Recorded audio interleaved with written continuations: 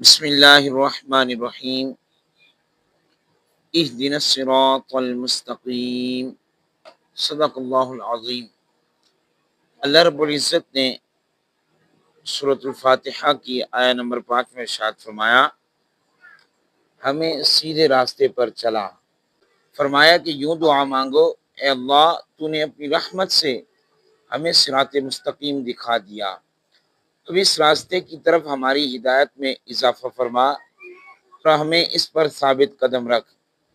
اہم بات، صراط مستقیم سے مراد رضائے الہی کا سیدھا راستہ ہے جس پر تمام انبیاء کرام علیہ السلام چلے، اور اب یہ اسلام کا وہ سیدھا راستہ ہے جس پر صحابہ کرام رضی اللہ تعالی عنہم، بزرگان دین، علماء و محدثین اور ائمہ مجتہدین رحمۃ اللہ تعالی علیہم اجمعین چلے۔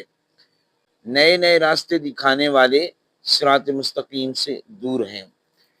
ہمارے لیے درس یہ ہے کہ سیدھے راستے پر ثابت قدمی اور ایمان پر خاتمے کی دعا مانگتے رہنا چاہیے کہ نجات اسی پر موقوف ہے۔